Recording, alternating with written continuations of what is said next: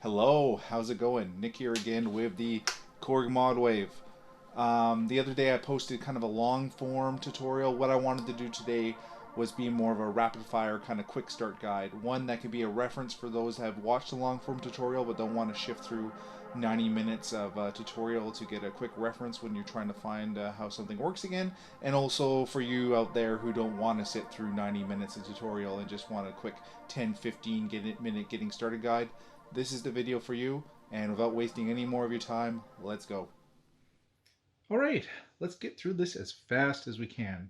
The first thing I want to tell you about is how to move around these menus. Now, to get into the different menus, you can just slightly modify one of the knobs that fall under it. So, for example, if you want to get in the LFO menu, you can jiggle one of these knobs, and if you want to get in the filter menu, you can jiggle one of those knobs. What I'm going to show you here is the performance menu, and if you want to page around on the screen, you can use these arrow keys to navigate, and you can also hold down shift and these arrow keys to jump through the pages so you don't have to manually go through everything to get to the next page. So that's how menus work quickly. Cool. What I want to talk about next is performances. So on other synths, you might call them patches. What a performance is basically different sounds you can come up with. Now, to quickly navigate the default ones on here, you can highlight the performance name in here. This is the initial one. Twist the value knob, and you can cycle through a whole bunch of presets down here by preset type. Or if you have a set list set up, you can just pick your set list number down here and pick them out from there. Just like that. Now, if you want, this is just a default set list that came with this thing. We'll get into a set list just a second. But you can see within a performance, you have a couple of options here. You have layer A, B, and you can also see the mod knobs, which we'll get into.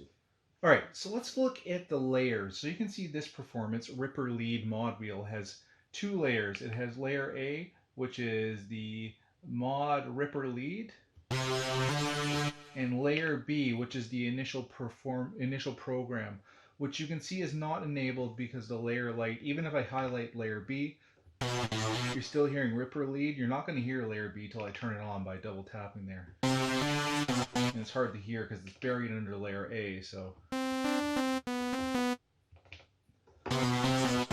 that's how you can go into the various layers to modify what the layers sound like and also turn them off and on. So just be aware, there is programs. Programs contain two layers. Usually I would recommend while you're getting started here, just mess around with one layer till you get comfortable with all the sound design options and things, and then add the second layer on top of that if you need it, or use the two different layers to, if you're hooking this up to a MIDI sequencer, you could have them on two different channels. And layer A could be a bass line, and layer B could be your lead, or whatever you want to do with it like that. So now that we've covered kind of how the basic performances and layers work, let's go into saving, deleting. So if you come up with a sound and you like it and you want to save it, you can hit this right menu here. And then from here, you can either save the performance, or you can even get into the layer. You can save the layer, and the layer isn't called a layer in here. It's going to be called program. So if you want to save the whole shebang, it's a performance, and you can get into the other things. But let's just say we want to save the performance. I can go here to performance, hit enter. I can give it a new name. I can, instead of Ripper, I'll call it Quipper Mod Lead, and hit shift right, because this is one of the initial ones. If it's your own performance, you can override it by just hitting right, and we'll save on top of it. If I try to do that here, it's not going to let me because it's right protected. But in this case, I have to shift right, and it will let me save it after I hit enter. All right, so now that I've saved that, I've shifted it to another program. If I want to find it again, I can just go to my performance list here, and bang, there it is right there, the Clipper Lead, and it's there. Versus, where is it on here? The Ripper Lead. So you can see I have two performances now saved on there, the default and then the quick one I can. So now that I've thrown the Quipper Lead on there, I'm not going to want to keep it right, so let's delete it. So under the right menu, I can page through it here till I find the delete from database. I want to delete a performance, and nope, that's right, but I don't want to delete my other performance. I want to get rid of the Clipper Lead. and I hit shift right to delete, enter. So that's just how you can quickly delete a performance or whatever you do. If you have anything else, a set list or whatever else you put in there, you can use that same those same steps to delete. How do we get into the ARP? ARP is pretty simple. Once again, you just hit the ARP button here to turn it on. The key thing to know is the ARP is controlled individually on layers. So even though I'm not using layer B here, I'll turn it on.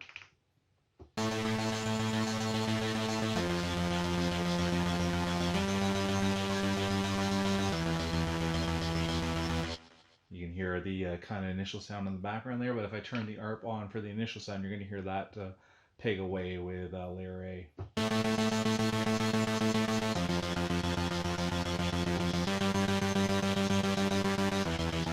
You know, you can go through the menu here to adjust all the ARP stuff. I cover it more in the longer form tutorial, but you can go in there and experiment yourself. Or, well, just do a quick one. Like, for example, what handy one is the latch. I go to latch on and it's going to hold it. But you see, remember, you have to control it on each different layer, right? So I got to turn the latch on for layer A to get the stick for both.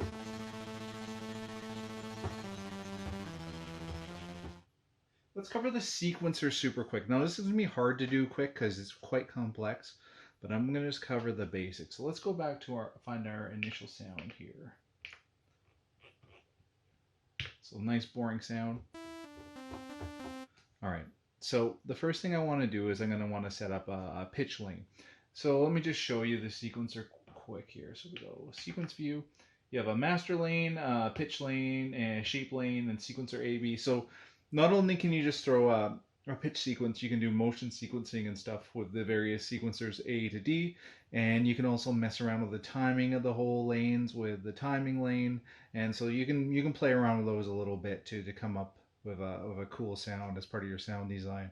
I get into it a little bit more in depth of the full tutorial, but definitely check your manual for this to get the finer details, but we're going to cover it super quick for pitch and maybe one of the sequencer lanes. Let's go ahead and record a pitch sequence. I'm going to hit record here.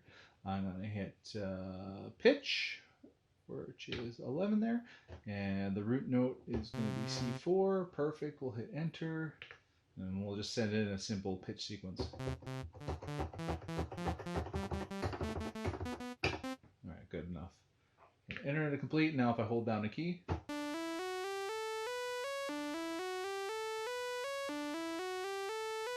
So that's a quick way to throw in a pitch sequence. And then the nice thing is with the other sequencer lanes, such as A, B, C, and D, you can go ahead and go into this menu, clear it out. I don't think there's anything there anyways. And once I start playing a note, you know, say if I want the filter to play around with that. And that's how you quickly sequence in, motion sequencing into this as well. That's probably enough to get you started with the sequencer. If you want to know more and get into it a little bit more in depth, you can check out my other tutorial, but we're trying to go fast. Let's get into mods. So let's go back into just re-grab the initial performance here. So right now, these mod knobs don't do anything, right? So I need to assign mods. How do I do that? Well, you can assign a mod to any of the dials on here, and also anything in a menu. Mostly anything in the menu. There's a couple of exceptions. So let's go ahead and assign a mod knob to the filter, because that's quite obvious to hear. If I want to set up mods, I go into the mod menu here. I hold down mod plus, add new modulation. I want to target the cutoff, the filter cutoff, and I'm going to want the mod knob 1 to do that. I hit enter. If I hold down a note, nothing's happening, right? I got to give it some intensity for it to have an effect. So that's another trick, is if you want, you see if I turn it just alone, it goes up very slowly. If I want it to go up more significantly, I hold down enter while I turn that knob. And now I have set up a mod where mod knob 1 is going to control the filter cutoff. Kind of silly because I could just use this instead, but there you go. That's one way to do it. Let's do something a little bit more practical. All right, so that makes sense to control the cutoff with this guy, right? But say I want to control something that's a little bit harder to get into. Like for example, they're under the filter here in the menu. If I go over to the other page, there's the LFO. Now I can control it from here, right? From the LFO menu. But say I have this set to amp, right? And I turn this, well, it's not as intuitive, right? I gotta make sure I'm in the right, so maybe I just want to tie it to mod 2. How do I do it? Same thing as before. Now, a little bit different. So let's go back to filter LFO. Now that that's selected in the menu, what I want to do is go mod plus. And I'm not going to touch any mods, any dials or anything, and hit enter. Why? Well, now that's going to set the mod source to be whatever I had selected in the menu, which is the filter LFO. Let's put it on mod 2. I'll twist that quick, enter, give it some intensity, and let's see what happens now. So there we go. Now I can use knob 1 and 2 tied through that mod menu to control aspects of the filter. That would be a little bit difficult to make sure I was in the right menu and twist. Well, I got it right there, which makes it easy to adjust, especially if it matches what I'm trying to do with my sound to keep it interesting and fresh. Okay, so the same thing for mods, how I showed you how to use the mod knobs. It's the exact same way you can adjust something on the mod wheel or the chaos physics. So for example, I was just doing it as a test against the Chaos X. Let's re-add that in, select the new modulation. Let's go for, you know, what the hell, we'll stick with the filter cutoff just because it's silly. And we'll say Chaos X, control that please, and control it by quite significantly, and go back here. So not going to touch the mod knobs, but watch. Slow it down a little. So now the chaos physics is controlling the filter cutoff. And I can do the same thing from the mod wheel too, right? So plus, let's do the filter cutoff, set it to the mod wheel, make it have an effect. Oops, hold down shift. Pardon me, hold down enter, not shift when you do that to make it go fast. All right. Stop the physics. All right, I'll hold the physics in place. So now that's how you can assign modulations to the mod knobs, the mod wheel, and chaos. So let's get into chaos physics here. So if you hit this chaos button up here, you can get into this menu. You can double click it to turn it off completely and have just manual control, like kind of what I was doing a second ago, or turn the physics on for it to have it fly around. And all these menus usually have a whole bunch of presets, so this is a kind of cool thing to know too, is if you go into this preset, there's a whole bunch of stuff already populated in here. So if you don't want to get into the nitty gritty of designing these things yourself, you can use multiple presets that come with it. And then through these menus, there's a bunch of options for controlling it, but experiment. It's pretty intuitive once you figure out how to get into the menus. I go into it a little bit more in the full tutorial as well. So we're getting through this pretty quick, I think. The only other thing I want to show you is the FX. So if you, right now, this sounds really boring, right? Go ahead and get into these menus to turn on all the FX. And then under here, I kind of like to use the presets again to, and you can hold it down while you slip through them to see what it does to the sound.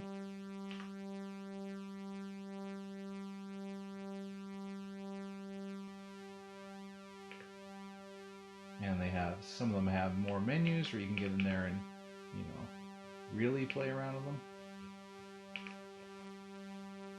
I'm not sure if this is going to sound good or not. I'm going for speed.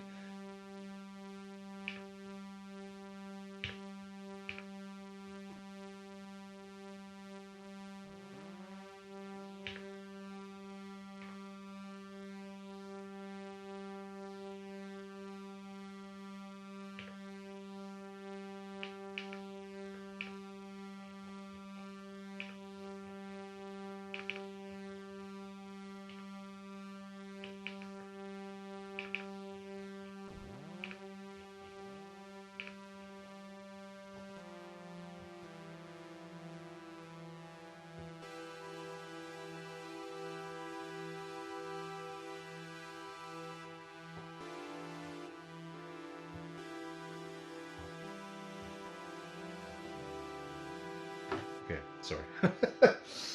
So that's how you can turn the effects on and adjust them quickly. You just go into here, explore the menus, and have at her. And yeah, that's kind of cool. The other thing to show you is that, you know, how it's going through the menus here. You know, you can also, they throw you a couple controls here too to modify them with just that. But you can also go into the menus, and that's the thing to know with this thing. It's not a non-per-function synth, but there's nothing you can't do. Let's wrap it up. You know, that's pretty much it. I'm not going to get into the oscillators just because there's so much going on there. Well, fine. We'll cover it quick. Let's go back to our preset. And before we do that, let's just, you know, we were paging through the filter a little bit before. It's pretty straightforward. Cutoff, resonance, and envelope. The envelope effect. If you want to switch between the filter types quickly, you can use this button. If you want to get into the nitty gritty, you can also get into the type, and there's a whole whack of filters you can choose from here. And depending on the filter you pick, these pages will have more options for you to adjust manually. Oscillators, we're just gonna cover it super simple here. So let's go into the oscillator one, and maybe before I even do that, I'm gonna go to the performance menu here and just make sure layer A is enabled, perfect, which I could check there too. I'm also going to get into this menu here, the mixer menu. Why do I want to get into that menu? Well, I want to make sure oscillator 2 level is, there's no noise coming in, and oscillator 2 level is 0. So we can just look at oscillator 1, and that's good. So the first thing to cover here is there's 3 different type of oscillator modes: A, an AB meld, or a sample. So the sample is quite simple. It's just going to be a sample, just like if you were playing with a sampler. You can select a whole bunch of different type of samples. You can also get into bells or plucked or percussion. So it's nicely, you can use these to sort through all the samples. So let's pick a cello. What the hell? Cello. Cool. So that's how you can throw a sample on there. But then if you want to get into wavetable, we're going to go A, B just quickly here. You can select your different wavetables under. So I'm going a little too fast maybe. Go select A, B. Under here, A and B, I can pick the wavetables with this value knob. Once again, you can pick the wavetable type with these buttons down here. And you can say, so for example, these are all analog wavetables, bell, glassy, buzzy, complex. So go ahead and pick what you're looking for through there. There's A. Then you can throw a mod on it. In the manual, look these up. They'll tell you what they all do. And if you want to hear what it sounds like, just hold down a key. And you can do the exact same for B. We'll grab one randomly. What the hell? And we'll throw a random mod on it too. Not hearing much. Go here to pick my blend between A and B. I can morph it. I can adjust the level of the oscillator here instead of doing it through the menu like that. So that's really basic. And then if you want, you can use the envelopes to adjust that sound. So you can have an envelope for the filter, an envelope for the amp, and also envelopes for oscillator 1 and 2. Yeah. So I think that's pretty good. And that was hopefully pretty fast. You can take that and hopefully get you started even faster than the regular tutorial. All right. And also, if you want this stuff more in depth, check out the full tutorial. But I hope for people who just want something rapid fire that's a bit more useful than sitting through 90 minutes of a in-depth one, let me know. I'm just trying to figure out what works best for you guys. So if it's helpful, your feedback helps me try to dial these in for you guys. All right. Thank you so much. I will see you guys next time.